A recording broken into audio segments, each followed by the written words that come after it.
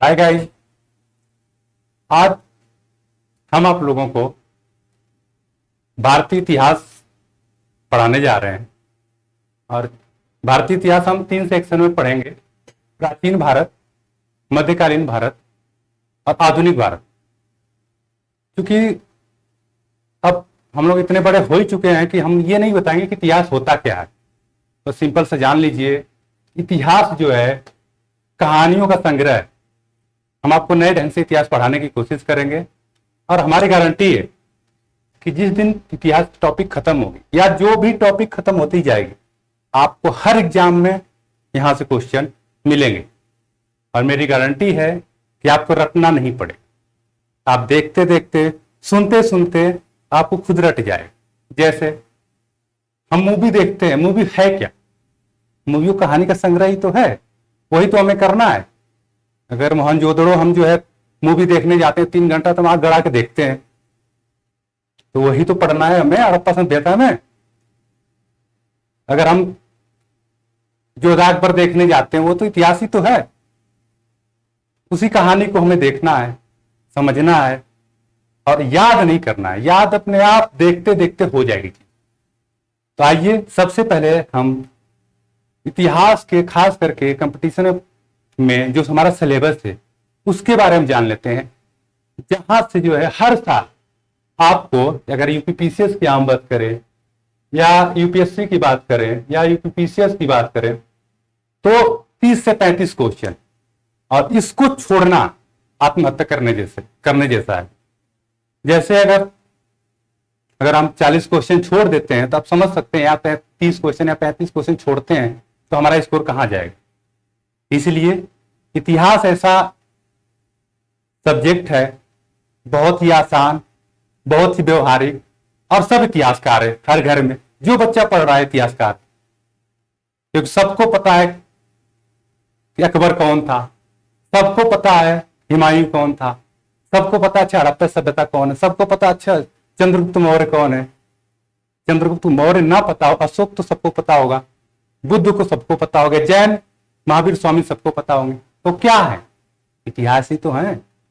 गांधी जी इतिहास ही तो है, भगत सिंह इतिहास ही तो है। कुछ ऐसा काम कर गए, इतिहास में नाम हो गया। वही तो पढ़ना है हमें। पढ़ना भी नहीं है, उनको देखना है और सीखना है। हमारा इतिहास तैयार हो गया। चलिए आज प्राचीन इतिहास का सिलेबस देखते हैं, उसमें हम क्या क्या पढ़ेंगे। सबसे पहले हमारी पहली टॉपिक होगी प्रागैतिहासिक काल, मतलब जहां से मानव का जर्नी शुरू हुआ, हम वहां आप लोग को लेके चलेंगे।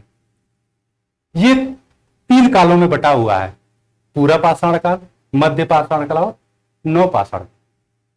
जब हम पूरा पाषाण काल की बात करते हैं तो ये 3 भागों में इसको बांटा गया है: पूर्व पूरा पाषाण काल, मध्य पूरा पाषाण काल, उच्च पूरा पाषाण काल।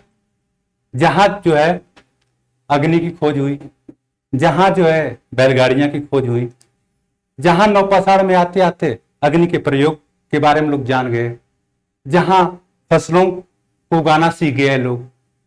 तो हम जब इस काल में घुसेंगे, आप लोगों को बताएंगे कैसे कैसे सभ्यता जो है आगे बढ़ती है। इसको खत्म होने के बाद, जैसे ही टॉपिक खत्म होगा, हम आएंगे ताम्र युग में। क्योंकि मनुष्य ने सबसे पहले किसी धातु का उपयोग किया तो तांबा था। तो हम इस तांबे को बताएंगे कि तांबा ने हमारे आपके जीवन में क्या परिवर्तन लाया। और जब ये खत्म होगा तो हम आ जाएंगे हड़प्पा सभ्यता। क्योंकि हड़प्पा सभ्यता ऐसी सभ्यता थी जो हमारे देश की सभ्यता को विश्व के चरम सभ्यताओं में ले जाके हमें समाहित कर दिया और हमें बताया कि हम इतने नए नहीं हैं, हम भी तुम्हारे साथ ही बैठे पले और बड़े हुए। चाहे वो सुमेरियन की सभ्यता हो या चाहे मिस्र की सभ्यता हो, इनके समान जाके जो है हम एक दूसरे से गले से मिलके सभ्यता का विस्तार किए। हड़प्पा सभ्यता में हम देखेंगे, क्योंकि इस सभ्यता को जब आपको पढ़ाएंगे तो बताएंगे कि ये जो है प्रथम नगरीय क्रांति इसको कहा जाता है। अब क्यों कहा जाता है? पूछेंगे सर हड़प्पा क्यों कहा जाता है ऐसा? क्योंकि इसमें गांव का साक्ष्य नहीं मिला, ग्रामीण सभ्यता मिली ही नहीं है। जब नगर ही मिले हैं, मकान ही मिले हैं, तो हम इसको नगरीय क्रांति कहते हैं। मान लीजिए जैसे मुखर्जी नगर में हम लोग हैं, इलाहाबाद में है, ढह जाए इलाहाबाद, खुदाई होगी तो ये सब मकान का ईटा पत्थर मिलेगा। जब मकान का ईटा पत्थर मिलेगा तो आदमी क्या सोचेगा, भैया ये नगर रहा होगा। अगर हम किसी गांव में चले जाएं, बिहार के या यूपी के, जहाँ कपड़े का घर हो, मिट्टी का घर हो, वहां खुदाई करें कपड़ा मिलेगा, तो उसको कहेंगे यहाँ जो है भैया गांव सभ्यता थी। उसी तरह यहाँ कपड़ा वपड़ा नहीं मिला है, यहाँ जो भी मिला है मकान मिला है, इसलिए जो ये क्या हो गया, हमारी नगरीय क्रांति। अब बात करते हैं वैदिक का एवं उत्तर वैदिक का। अब इसमें झगड़ा है कि हम वैदिक काल को पहले रखें कि हड़प्पा सभ्यता को पहले रखें, लेकिन जो हमारी सैटेलाइट साक्ष्य हैं उसके आधार पे हम वैदिक काल को बाद में रखते हैं। इसको वैदिक काल कह लीजिए, उत्तर वैदिक काल कह लीजिए। ये हमारा आर्यारी जीवन था, जिससे बहुत सारे कहेंगे आर्य बाहर से आए थे, बहुत सारे इतिहासकार, तो वो विवाद का विषय है, वो जब हम पढ़ेंगे तो बताएंगे कौन क्या कह रहा है।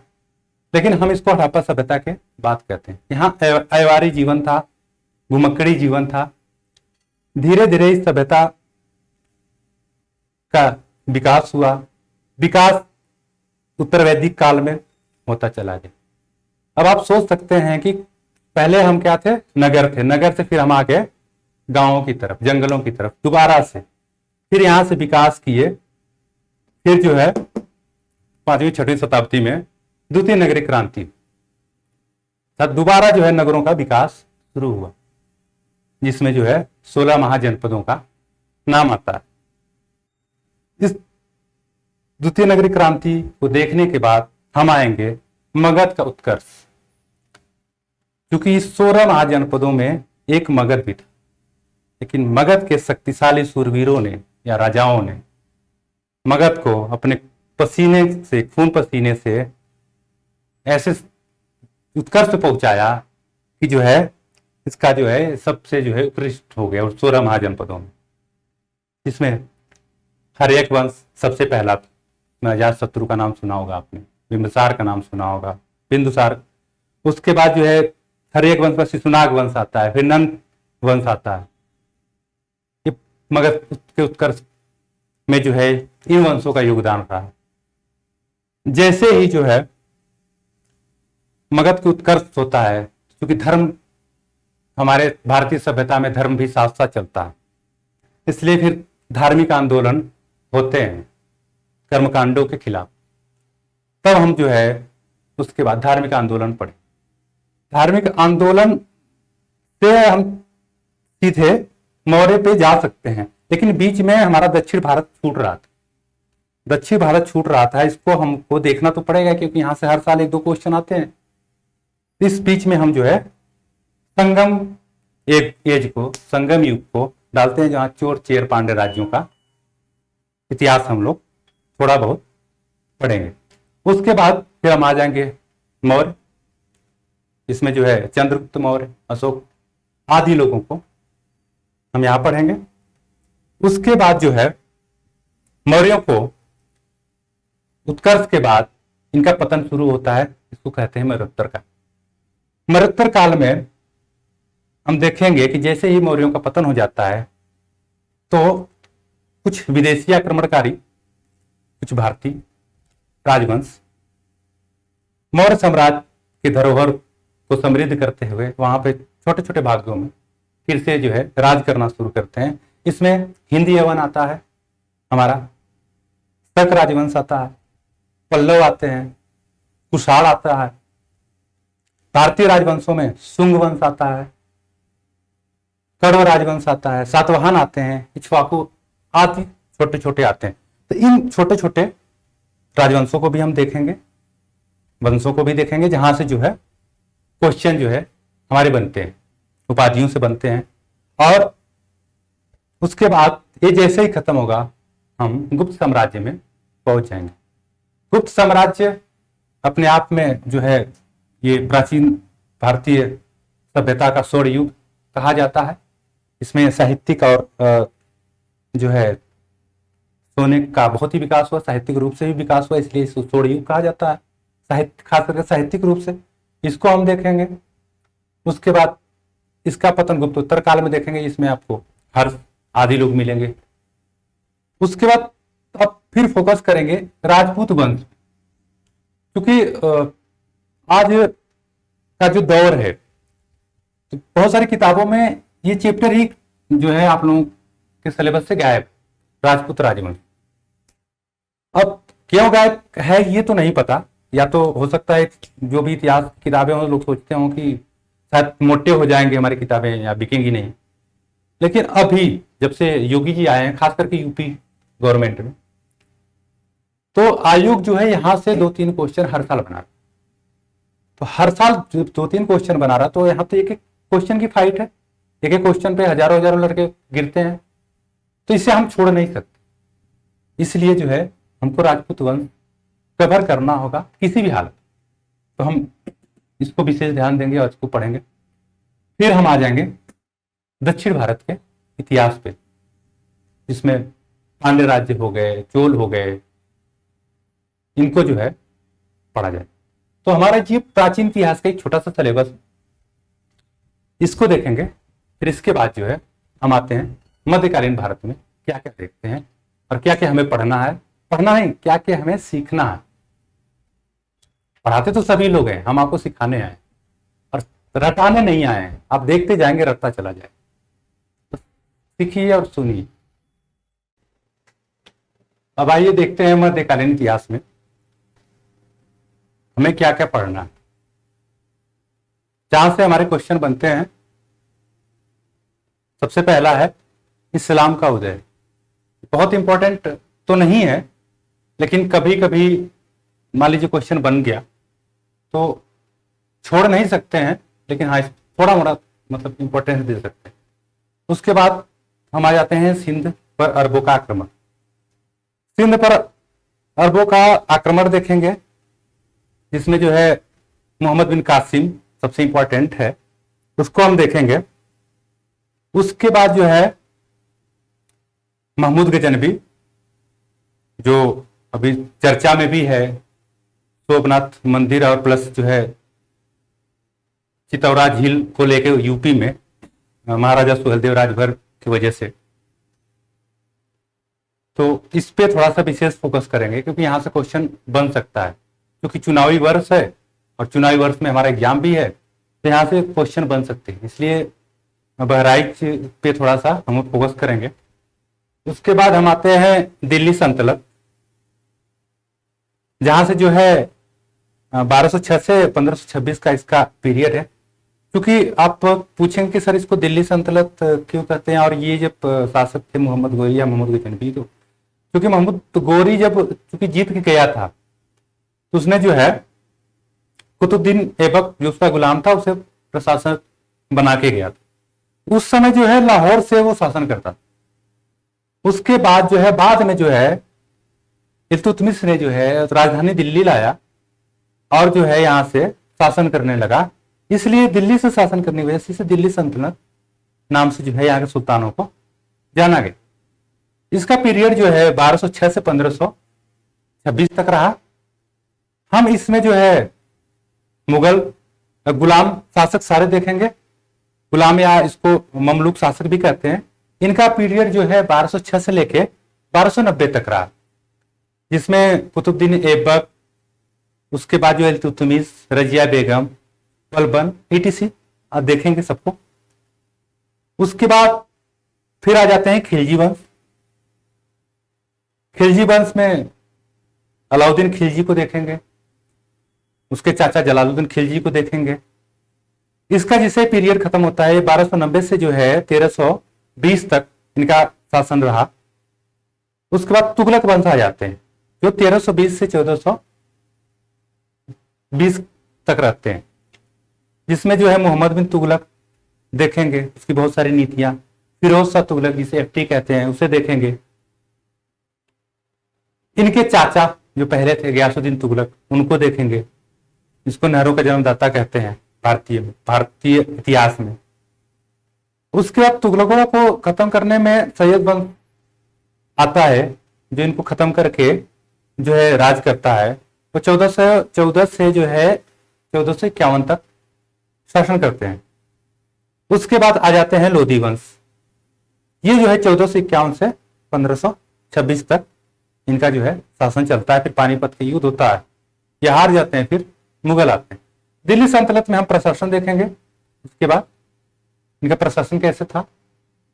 उसके बाद जो है स्थापत्य देखेंगे, इन्होंने क्या क्या स्थापत्य में क्या क्या निर्माण करवाया है वो देखेंगे।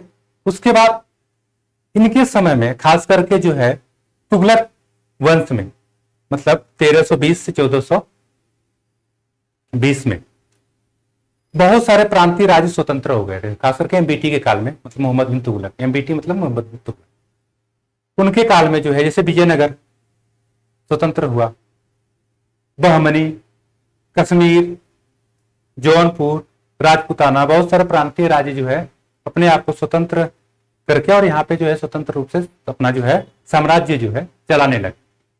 तो हम इसको लाइन वाइज लाइन आपको देखेंगे, दिखाएंगे। इसको याद करने की जरूरत नहीं, अपने आप याद हो जाएगा। जब जैसे ये खत्म होगा तो हम भक्ति आंदोलन की तरफ बढ़ेंगे, क्योंकि जब इस्लाम का प्रवेश हुआ तो उसके साथ साथ इस्लामाबाद का भी प्रवेश हुआ भारतीय इतिहास। जब इस्लामाबाद का प्रवेश हुआ तो सूफीवाद का भी प्रवेश हुआ। तो सूफीवाद ने जो एक नया मुसलमानों में नया भक्ति का कॉन्सेप्ट दिया, जहां जो है इस्लाम धर्म में जो है संगीत वर्जित था, वहीं सूफियों ने जो है संगीत के माध्यम से अल्लाह या ईश्वर की इबादत करते थे खानकाह में अपने। तो एक नया कॉन्सेप्ट देखने को मिलेगा जो योग रूप भी धारण किया हुआ था अपने आप।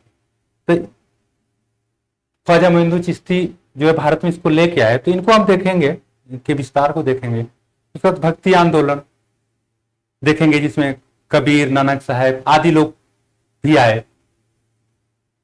इसे हम जो है आप लोगों को बताएंगे। ये खत्म होगा क्योंकि आपको हम बताए थे कि लोधी वंश 1526 में बाबर के साथ जो है पानीपत का युद्ध हुआ था। पानीपत के युद्ध के बाद ही जो है मुगल साम्राज्य का तो शासन हो गया।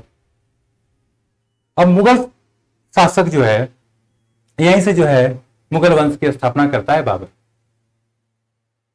अब यहीं से मुगल प्रशासन शुरू हो जाता है। फिर बाबर के बाद हम देखेंगे हुमायूं, अकबर, मान, शेर, उसके बाद जो है बीच में शेरशाह सूरी भी आ जाते हैं, आगे हम बताएंगे उसको।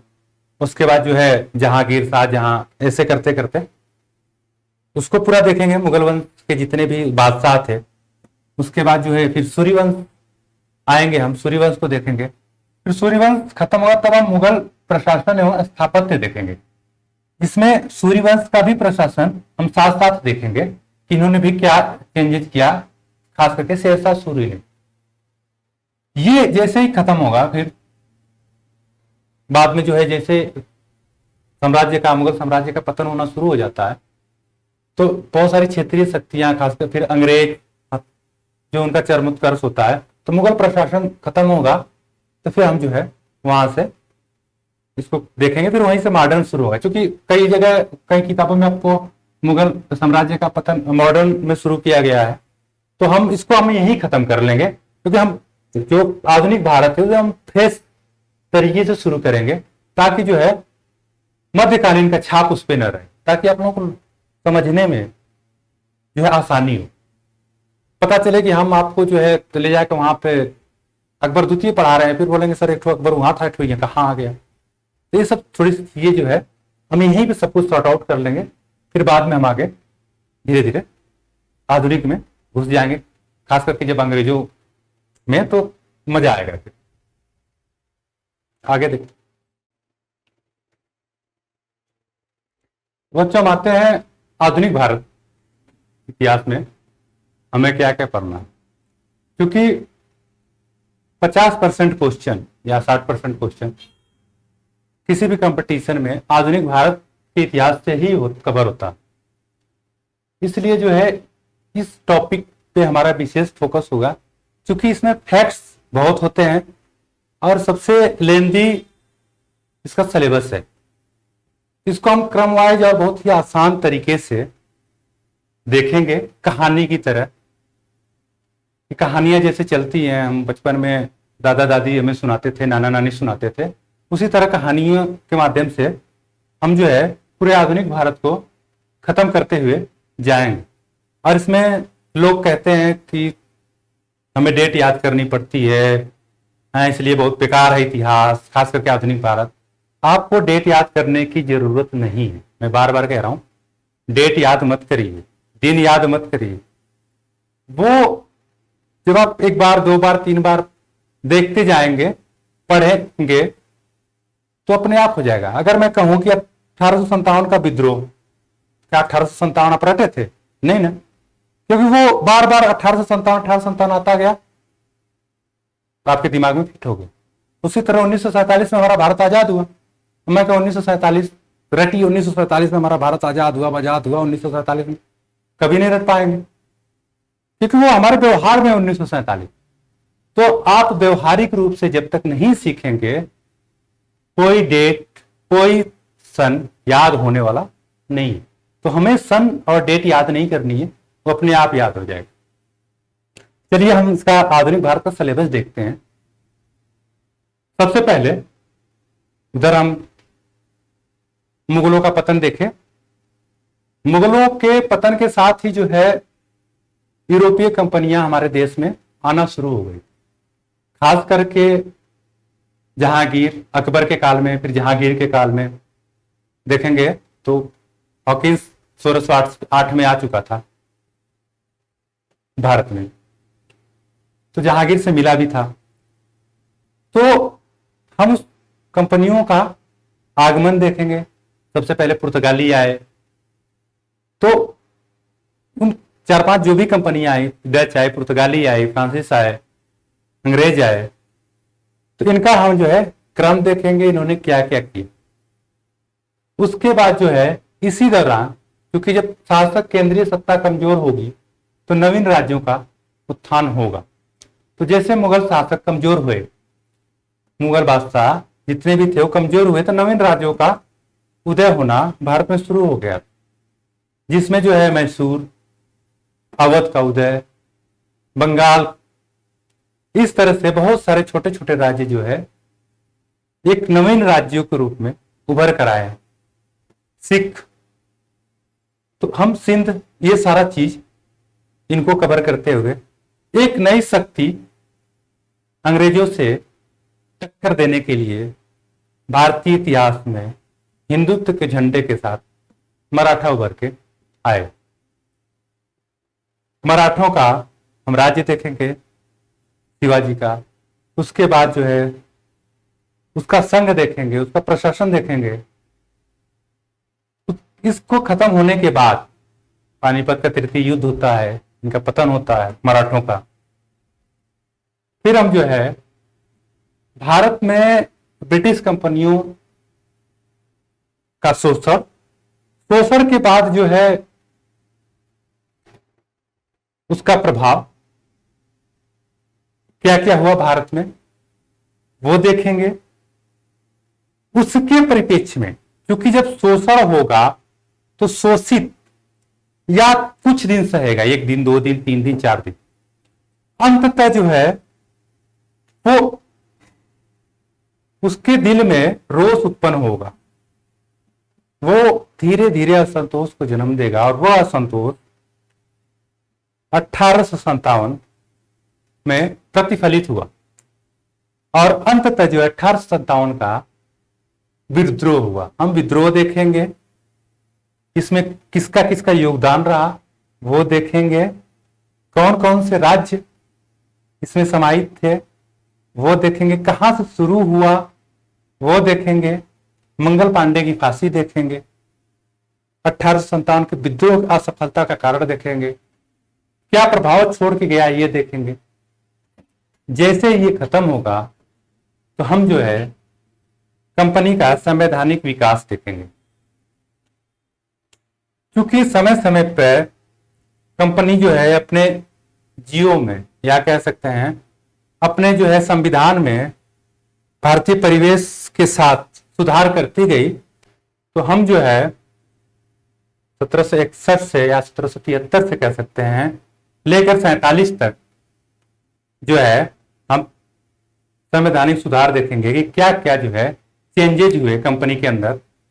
और खास करके 1858 के विद्रोह के बाद 1858 का जो कंपनी का संवैधानिक सुधार था वो सबसे महत्वपूर्ण रखता है, जहां से जो है एक जो है आमूलचूल परिवर्तन कंपनी के संविधान में देखा गया, तो हम उसे देखेंगे।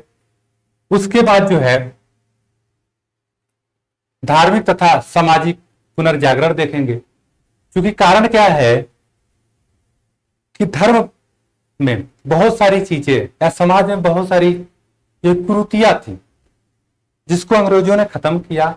बहुत सारे हमारे समाज सुधारक जो अपना पूरा जीवन इन कुरीतियों को खत्म करने में न्यौछावर कर दिया, जैसे सती प्रथा का, विधवा पुनर्विवाह, नरबली प्रथा, ऐसी प्रथाओं को खत्म करने में इन मतलब समाज सुधारकों का योगदान देखेंगे। साथ में जो है अंग्रेजों द्वारा जो सुधार किए गए इसी के साथ जो है देखते चले जाएंगे। उसके बाद जो है निम्न जातियों का आंदोलन देखेंगे, मजदूरों का संघ देखेंगे तथा किसानों का आंदोलन देखेंगे। और इसमें जो है हम सारे आंदोलन आधुनिक भारत के कवर करेंगे।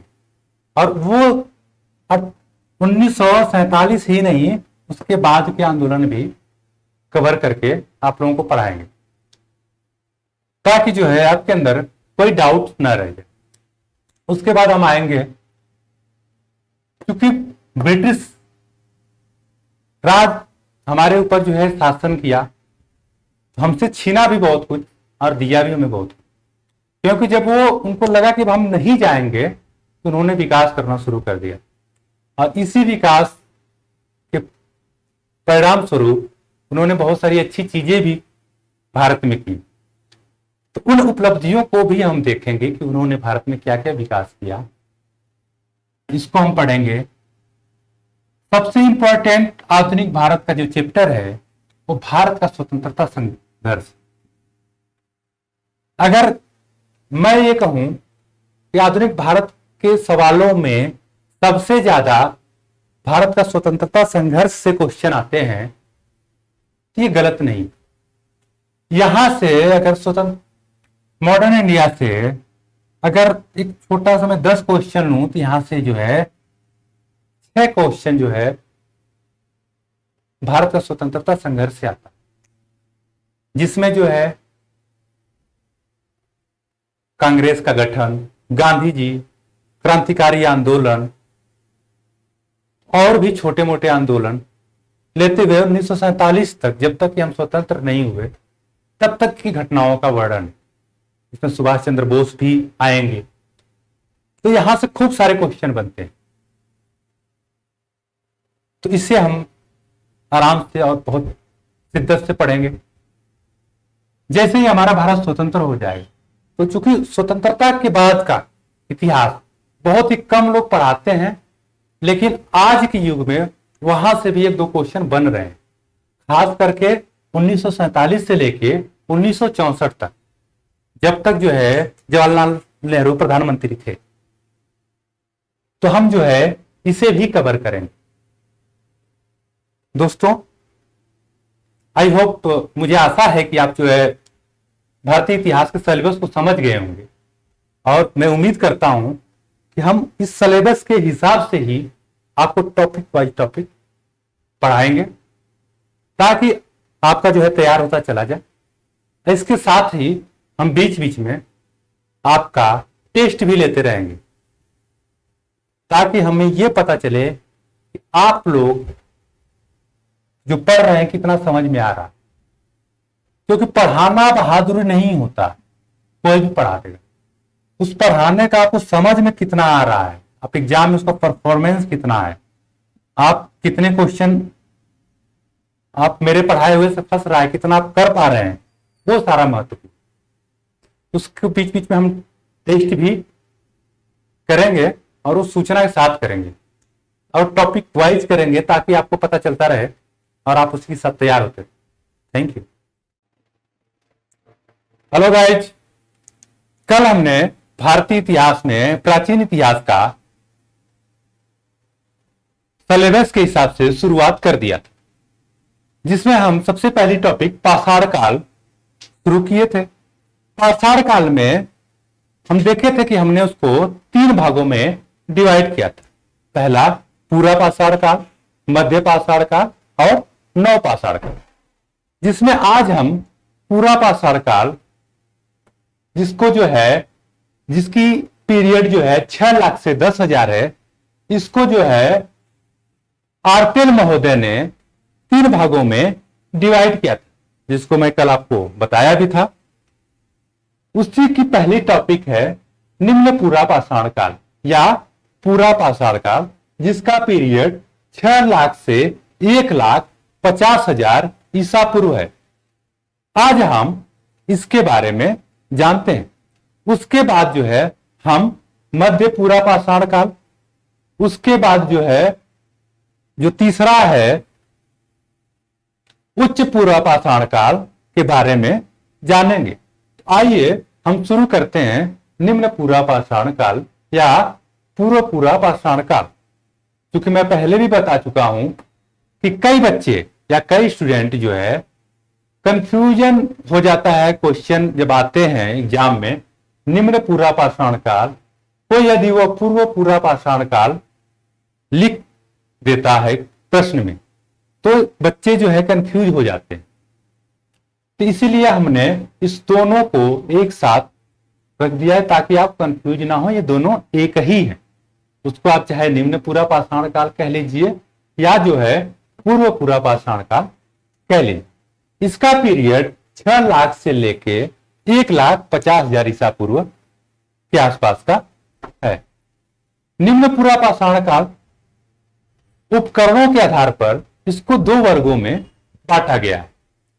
ये जो 2 वर्ग हैं, पहला है चापर चापिंग या फेबुल संस्कृति, दूसरा है एल्सूलियन संस्कृति। पहला चापर चापिंग संस्कृति या फेबुल संस्कृति का पहला उपकरण सोहन घाटी से प्राप्त किया गया, इसीलिए जो है इसे सोहन संस्कृति भी कहा जाता है। ये सोहन घाटी पश्चिमी पाकिस्तान और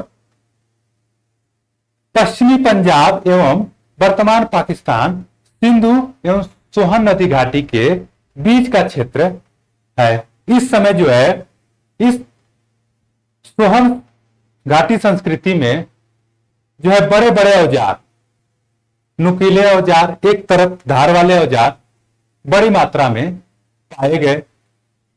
इस समय चूंकि जंगली जीवन था, मानव जंगल में निवास करता था और उस कृषि का कोई साक्ष्य था नहीं, तो करेगा क्या?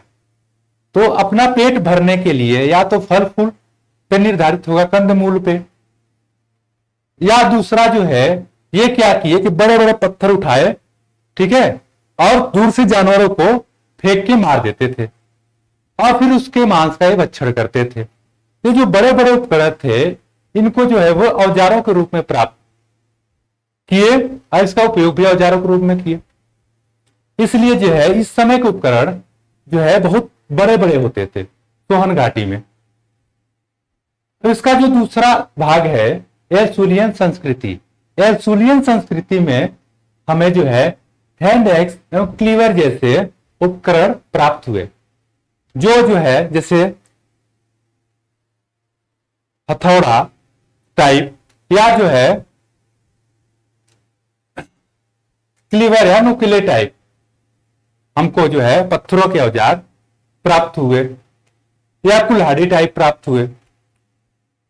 आपको पहले भी स्टार्टिंग में बताए थे कि सबसे पहला उपकरण 1863 में निम्न पूरा पाषाण काल का मद्रास के पलवरम से रॉबर्ट बुश महोदय ने प्राप्त किया था।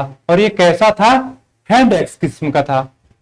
ये पहला उपकरण था जिनको जो है रॉबर्ट बुश महोदय ने प्राप्त किया था। इन्हीं के दोस्त थे प्रोफेसर किंग चूंकि एक दोस्त खोज करके पल्लवरन से हैंड एक्स उपकरण प्राप्त कर लिया था, तो दूसरा दोस्त पीछे क्यों रहता। इन्होंने भी प्रयास शुरू कर दिया और इनको जो है मद्रास के 2 जगह से, बादमदुराई एवं जो है अतिरमपक्कम से हैंडसेक हथियार जो है और जो है क्लीवर औजार जो है प्राप्त हुए। इसी कारण चूंकि इस सभ्यता के या निम्न पुरापाषाण काल के जो है सबसे पहला हथियार जो है मद्रास से मिला था, इसलिए इस संस्कृति को हम मद्रासी संस्कृति नाम से भी संबोधित करते हैं या जाना जाता है। इसमें जो है आप फिगर में देख पा रहे होंगे कि इसमें क्लीवर का स्क्रेपर जो है इस तरह से उपकरण हमें मिलते हैं। अब आइए हम देखते हैं निम्न पुरापाषाण काल के उन महत्वपूर्ण स्थलों को जहां से हमें उपकरण या साक्ष्य प्राप्त हुए हैं। तो सबसे पहले हम देखते हैं कश्मीर। सबसे पहले हम ऊपर चलते हैं कश्मीर। कश्मीर जो है लिद्दर नदी के किनारे, कश्मीर में, कश्मीर घाटी में क्या है, लिद्दर नदी है। लिद्दर नदी के किनारे पहलगांव में, पहलगांव स्थान है लिद्दर नदी के किनारे पर, वहां पे हाथ की कुल्हाड़ी प्राप्त हुई। सबसे पहले कश्मीर में लिद्दर नदी के किनारे पहलगांव से क्या हुई, हाथ की कुल्हाड़ी प्राप्त हुई। अगर एग्जामिनर आपसे पूछता है कि निम्न पुरापाषाण काल में हाथ की कुल्हाड़ी कहां से प्राप्त की गई, तो आपका आंसर होगा पहलगांव से। अब आते हैं इसके दूसरे क्षेत्र, कोतवार क्षेत्र। कोतवार क्षेत्र आज का पश्चिमी पंजाब एवं पाकिस्तान के क्षेत्र को कहते हैं क्या, कोतवार क्षेत्र। ये इस काल का, निम्न पुरापाषाण काल का सबसे महत्वपूर्ण स्थल है। यहां 2 नदियां निकलती हैं, सिंधु और सोहन नदी, और इन्हीं के बीच में जो है बहुत सारे उपकरण प्राप्त किए गए इस कालखंड के।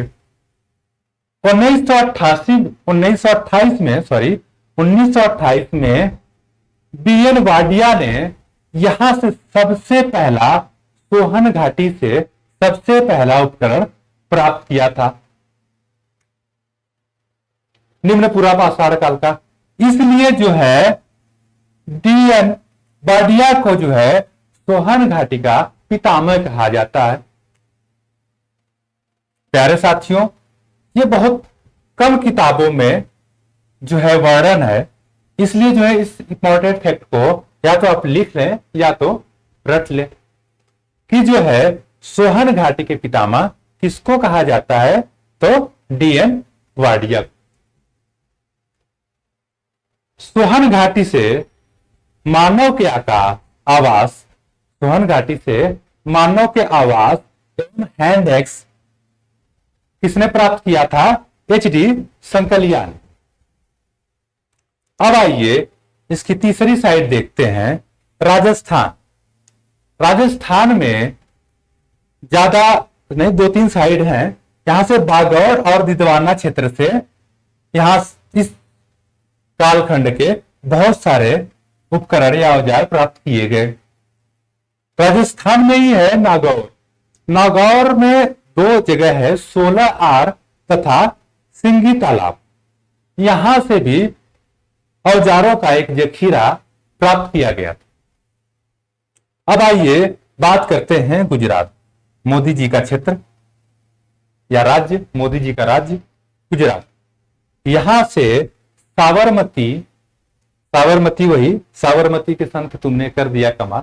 यहां से साबरमती, माही एवं उसकी सहायक नदियों के आसपास के क्षेत्रों में जो है बहुत सारे औजार प्राप्त किए गए इस कालखंड के, जिसमें हस्त कुठार, खुरचनी आदि जैसे औजार देखे गए।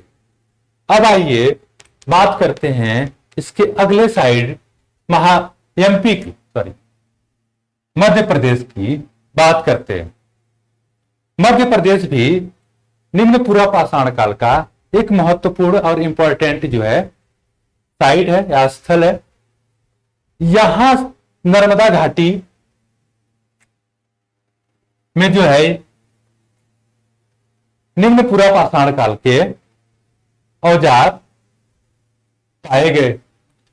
नर्मदा घाटी के हथनौरा से, नर्मदा घाटी के हथनौरा से सबसे पहले क्या पाया गया? मानव खोपड़ी का साक्ष्य पाया गया। मतलब इस सभ्यता का, निम्न पूरा पाषाण काल के सभ्यता का नर्मदा घाटी के हथनौरा से क्या पाया गया? मानव खोपड़ी के साक्ष्य पाए गए। और यही से हाथियों का जीवाश्म भी पाया गया। अर्थात नोट करके अब आप लिख लें, क्वेश्चन एग्जामिनर कैसे पूछेगा कि पशुओं का जीवाश्म सबसे पहले कहां से पाया गया? तो आपको ध्यान रखना होगा कि ये हथनौरा, नर्मदा घाटी के हथनौरा से, चूंकि पशुओं का जीवाश्म जो है नर्मदा घाटी से पाया गया था, इसलिए इन जीवाश्म को नमधिकस कहा गया। क्या कहा गया? नमधिकस। और इसकी मध्य प्रदेश की अगली साइड है भीमबेटका, जो बहुत ही इंपॉर्टेंट साइड है। भीमबेटका से हम मानव निवास के साक्ष्य मिलते हैं हमको।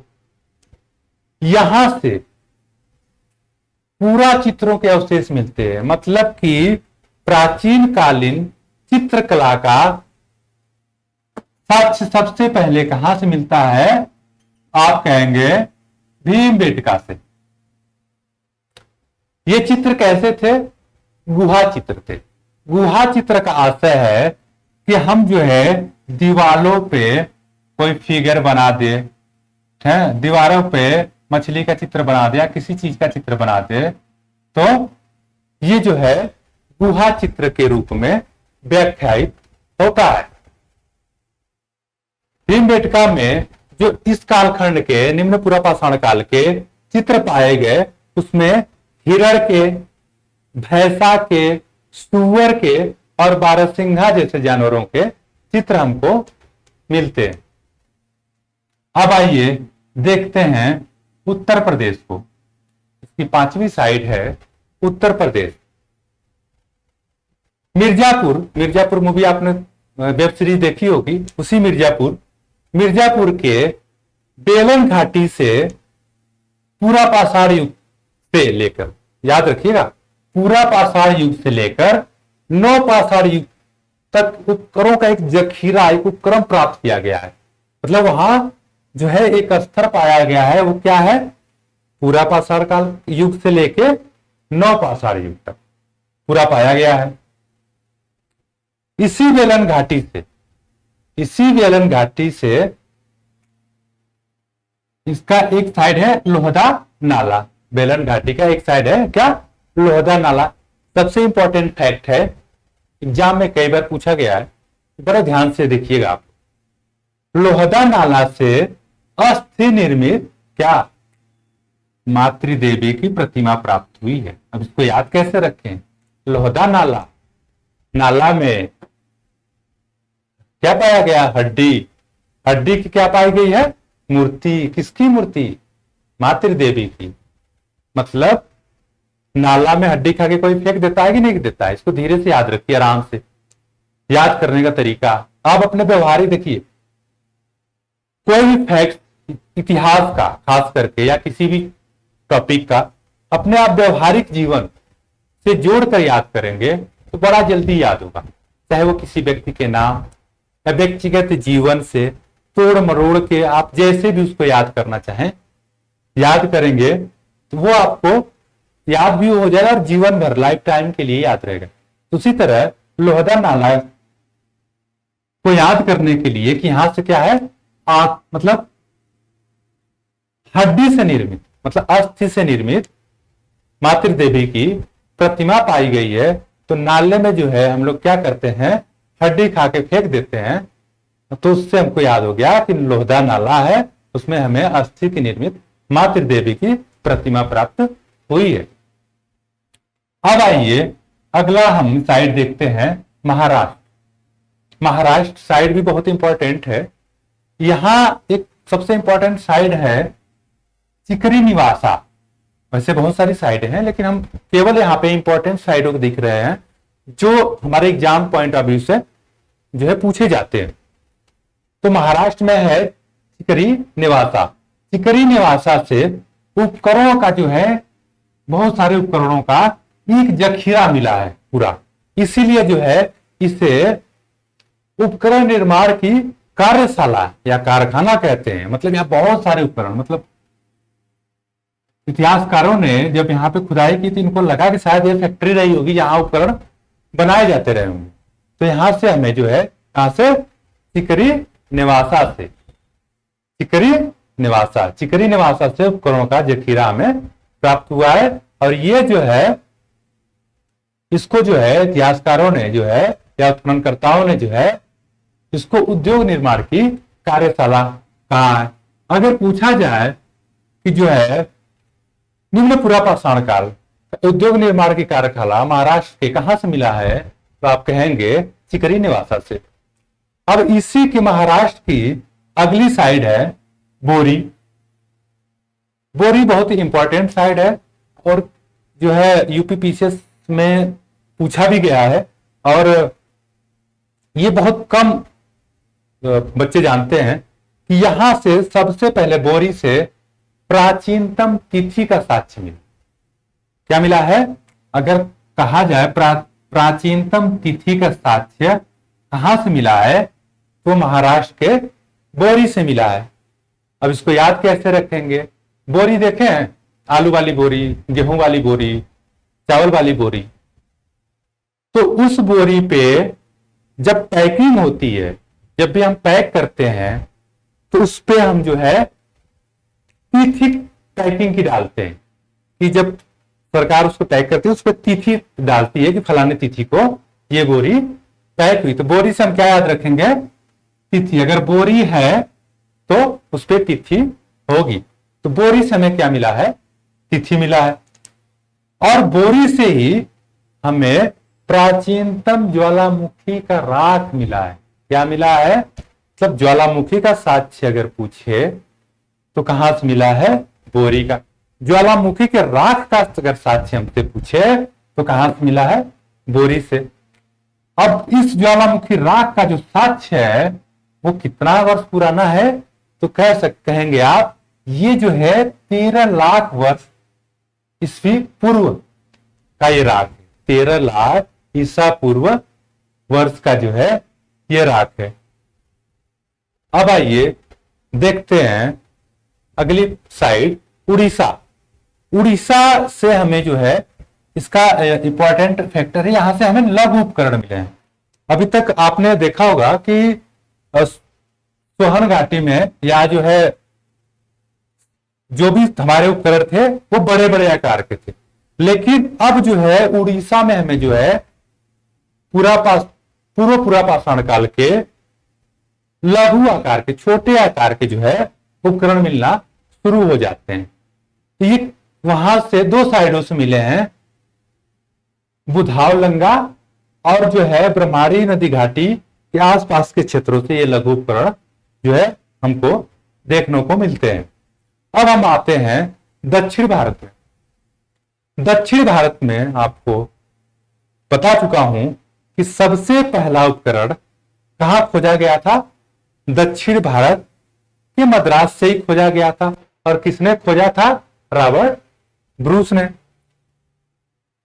तो यही से जो है सबसे पहला उपकरण हमको मिला था, इसलिए इसे मद्रासी संस्कृति भी कहते हैं। इन्हीं के दोस्त जो है प्रोफेसर किंग जो है बादमदुराई और अतिरमपक्का से जो है भी उपकरण खोजे दक्षिण भारत से ही, और ये सब जो है मद्रास या तमिलनाडु में आता है। अतिरमपक्कम से एक इंपॉर्टेंट फैक्ट है जिसे आप नोट कर लें, अतिरमपक्कम से ही जंतु के पद चिन्हों का साक्ष्य प्राप्त होता है हमको। अगर पूछता है कि दक्षिण भारत से किस साइड से हमें जो है जंतु के पद चिन्हों का साक्ष्य प्राप्त होता है तो आप कहेंगे अतिरम पक्कम से। अतिरम पक्कम के अलावा दक्षिण भारत में ही कर्नाटक में कुछ साइड है से आंगनवाड़ी, बांगलपुर आदि, यहां से भी बहुत सारे उपकरण या औजार हमको देखने को मिलते हैं। आंध्र प्रदेश में प्रकाशम स्थल है, नल्लौर है, करीमपुर है, यहां से भी हमको जो है बहुत सारे उपकरण प्राप्त होते हैं। निम्न पूरा पाषाण काल के बाद जो है अब हम देखते हैं इसका दूसरा पॉइंट, मध्य पूरा पाषाण काल। इस काल का पीरियड है 1,50,000 से 35,000 ईसा पूर्व। इस मध्य पूरा पाषाण काल के इतिहासकारों ने शुरू में कोई महत्व नहीं दिया, लेकिन बाद में जब इसके उपकरण जो है मिलने प्राप्त हुए तो इसको जो है उनके बीच में जो है मध्य पूरा पाषाण काल के रूप में वर्गीकृत किया गया। मध्य पूरा पाषाण काल को अन्य नामों से भी हम जानते हैं। इसको जो है निवासियन संस्कृति कहते हैं। निवासियन संस्कृति इसलिए कहा जाता है क्योंकि जो है इस संस्कृति के उपकरण निवासा से प्राप्त हुए, निवासा साइट से प्राप्त हुए। दूसरा, इसको जो है फलक संस्कृति भी कहते हैं। फलक क्या होता है कि ये फलक जो है एक औजार है, एक उपकरण है।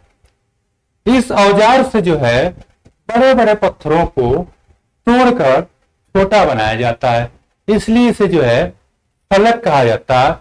और मध्य पूरा पाषाण काल में सबसे ज्यादा फलक उपकरणों का ही प्रयोग किया गया, इसलिए जो है इसको जो है फलक संस्कृति नाम से भी संबोधित किया गया। इसके अलावा इस काल को फलक, ब्लेड, स्क्रेपर संस्कृति भी कहते हैं। ऐसा क्यों कहा जाता है? क्योंकि इस कालखंड में मतलब मध्य पूरा पाषाण काल में ये तीनों प्रकार के उपकरण का प्रचलन था। उस समय फलक जैसे औजार थे, ब्लेड का भी प्रयोग होता था और स्क्रेपर का भी प्रयोग होता था। आप लोगों ने पढ़ा होगा निम्न पूरा पाषाण काल में कि वहां से जो औजार प्राप्त किए गए थे, मैंने आपको बताया था कि वो कैसे थे, क्वार्टजाइट प्रकार के थे, मतलब अष्टस्फटिक के थे, अष्टस्फटिक के थे, क्वार्टजाइट पत्थरों से बने हुए थे। लेकिन जब हम मध्य पूरा पाषाण काल में आते हैं तो है जैप्सर, चर्ट, फ्लिट आदि के पत्थर प्रयुक्त होते हैं औजार बनाने में। ये स्वाभाविक है कि जो है क्वार्टजाइट पत्थरों से मजबूत और शार्प जो है होंगे। इन औजारों में जो पत्थरयुक्त औजार थे, ये जो है तीन तरह से इनके औजार होते थे। ये जो है खुरचनी जो है एक ब्लेड वाला होता था। ये जो है खुरचनी जैसे हथियार जो है बनाते थे। खुरचनी जो है पशुओं के चमड़े उतारने में, पेड़ों के खाल छीलने में आदि में इसका प्रयोग होता था। यह आप जो है चित्र में इसको देख सकते हैं, खुरचनी को। दूसरा था बेधनी। बेधनी नाम से ही आपको समझ में आ रहा होगा, ये छेद करने में जो है इसका प्रयोग होता था। ये दोनों ओर नुकीला था, इधर भी और इधर भी। ये दोनों ओर जो है नुकीले होते थे और इनको नुकीलो बनाया जाता था, नुकीला। बेधनी का प्रयोग छेदने आदि में जो है किया जाता था। इसका जो औजार, तीसरा औजार था, तीसरे कैटेगरी का औजार था, वो था तछड़ी। तछड़ी जो है, आप इसका फिगर देख रहे हो कि नीचे जो है नुकीला है और ऊपरी भाग में ये जो है चौड़ा है। तो बेधनी जो है ये भी ब्लेड नुमा होता था और दो जो है तलों वाला होता था, मतलब एक तलिया हो गया, एक तलिए हो गए, दो तलों वाला होता था। अच्छा, इससे क्या किया जाता था, हड्डियों पे, पत्थरों पे जो है नक्काशी की जाती थी बेधनी से। उसके बाद जो है हम इन औजारों के बाद इस मध्य पूरा पाषाण काल के महत्वपूर्ण स्थल को देख लेते हैं, जहां से क्वेश्चन बार बार पूछे जाते हैं। स्थल तो बहुत सारे हैं, लेकिन हम उन्हीं टॉपिक को डिस्कस करेंगे, क्योंकि इतिहास का सिलेबस बहुत बड़ा होता है। अगर हम सब पढ़ाने लगे तो शायद वो एक साल में भी ना पूरा हो। यूपीपीसीएस हमारा बहुत नजदीक है, 28 अक्टूबर को। उसके मद्देनजर रखते हुए हम जो है उन्हीं साइट्स को कवर करेंगे जो इंपॉर्टेंट है और जहां से क्वेश्चन बनते हैं। तो इसी में आते हैं हम जो है मध्य पूरा पाषाण काल का स्थल देखते हैं। महाराष्ट्र में हम देखते हैं सबसे पहला स्थल जो है नेवासा। महाराष्ट्र में नेवासा एक जगह है, वहां से इस संस्कृति के जो है औजार प्राप्त हुए और इसीलिए इस संस्कृति, नेवासा को संस्कृति का जो है मध्य पूरा पाषाण काल की संस्कृति का जो है प्रारूप स्थल माना जाता है। और इसीलिए हमने शुरू में बताया कि इसके उपनाम में, एक अन्य नाम में, इसको नेवासियन संस्कृति भी कहा जाता है। एच.डी. संकलिया महोदय ने 1954 में, जब भारत आजाद हो गया था, उसके बाद 1954 में प्रवरा नदी घाटी जो नेवासा में है, उसी में स्थित है। प्रवरा नदी घाटी में स्थित क्या है, नेवासा है। नेवासा में जो है मध्य पूरा पाषाण काल के बहुत सारे जो है औजारों का एक जखिया प्राप्त किया उन्होंने, और इसी के आधार पे इस संस्कृति को जो है नेवासियन संस्कृति नाम दिया। और ये जो है मध्य पूरा पाषाण काल का ये प्राथमिक स्थल था। नेवासा से ही थोड़े दूर जाकर एक दूसरी साइड चिरकी है।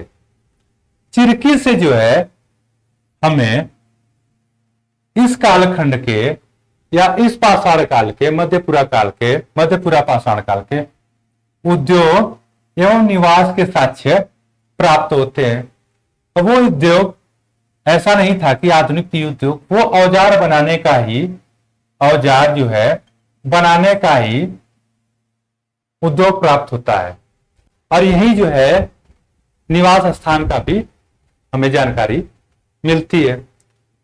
दूसरी साइड है इस टॉपिक की सबसे इंपॉर्टेंट, राजस्थान। राजस्थान में थार मरुस्थल वाला जो क्षेत्र है, दक्षिणी थार वाला, दक्षिण थार से जो है मध्यपूरा पाषाणिक उद्योगों की जो है खोज की गई। और ये खोजकर्ता जो है बी.एन. मिश्र जी थे। तो बी.एन. मिश्र ने सबसे पहली बार राजस्थान में जो है दक्षिण थार में मध्यपूरा पाषाणकालीन उद्योगों की खोज की, और इन्होंने इसका जो है, इसका नाम लूनी उद्योग, लूनी, क्योंकि इस थार मरुस्थल से ही या दक्षिणी थार से ही लूनी नदी बहती है, इसलिए जो है उन्होंने इसे लूनी उद्योग की संज्ञा दी। यहां से जो उपकरण प्राप्त हुए वो उपकरण नेवासा के उपकरणों से मेल खाता हुआ। अतः जो है इन दोनों संस्कृतियों को जो है एक ही माना गया। मध्य पूरा पाषाण काल में हम इतना ही देखेंगे। अगले वीडियो में हम उच्च पूरा पाषाण काल के बारे में देखेंगे। धन्यवाद।